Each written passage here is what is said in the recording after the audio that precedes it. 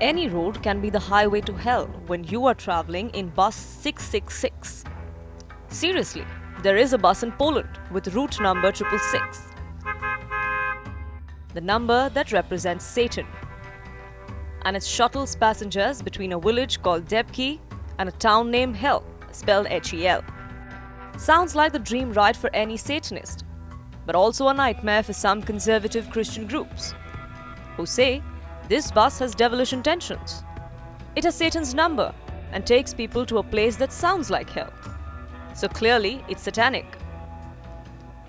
Completely logical reasoning. So they lodged formal complaints to change the route number of the bus. Not once, not twice, but for a decade.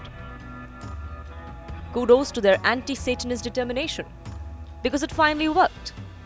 The local bus operator obliged. It buckled under the weight of letters and requests which didn't come in large numbers, but cyclically for many years. So now they have turned the last 6 upside down. The route number for the bus has been changed from 666 to 669.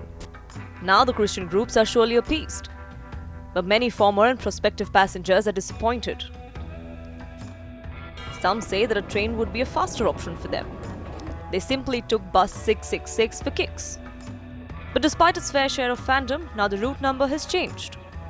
We're just glad the conservative Christian groups only filed complaints and didn't straight up hold a bus exorcism. Even so, what is hell without 666?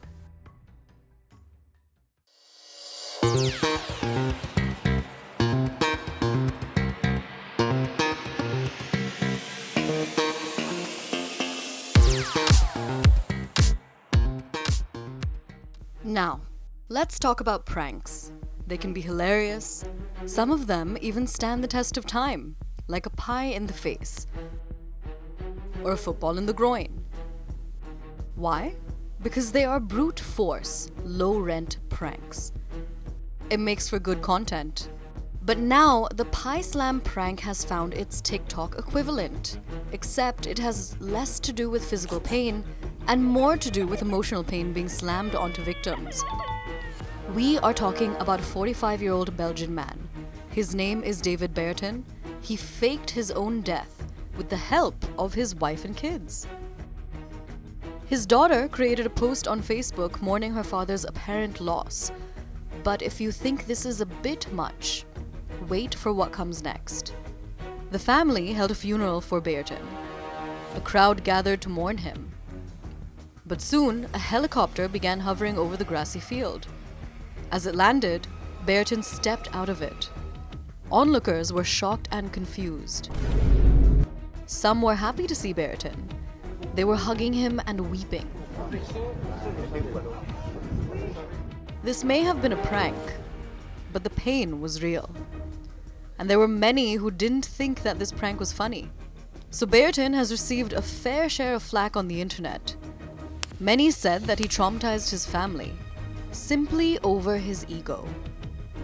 Because Berton did this so he could see how many people would attend his funeral. Yes, complete Ross Geller style. And that was his initial response, at least. But after strong criticism, he has said that he did this to teach his family a lesson, to urge them to stay in touch more. Though many aren't buying this. Well, this is the downside of pranks. They may be hilarious, but when people don't find them funny, the consequences are grave, especially when the prank has something to do with death.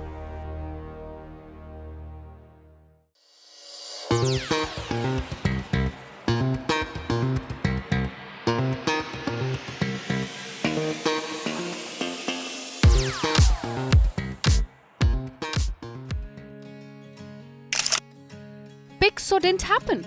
Have you heard of this phrase? For starters, it's a very Gen Z meme. But in today's day and age, it holds a grain of truth. It means that an event is unverifiable and one doesn't deserve bragging rights unless it is proven with pictures. Now summer is here. The tourism season has begun, and this phrase has come back to haunt us. If you didn't post about your vacation, did you even go? Well, according to the world's happiest country, Finland, yes, you did. And probably had a better time for not plastering it all over social media. We are talking about Ulkotamio. It is an island in Finland and claiming to be the world's first phone-free tourist island. It is urging visitors to ignore their screens and truly enjoy nature. Now we know that you may be wondering, this is a tad bit ironic because Finland is home to Nokia, the brand behind the world's best-selling smartphone of all times. But now they want tourists to be smart about their vacations, unplug their devices, and engage with flora, fauna, and fellow visitors. This sounds tough, but it may not be the worst thing in the world. Excessive use of social media has been linked to increased risk of depression and anxiety. Overuse of mobile phones and other tech devices cause harm to both physical and mental health. And if a vacation is supposed to give us a real break, why not take a break from the tech maladies too? Maybe a digital fast may nourish your soul.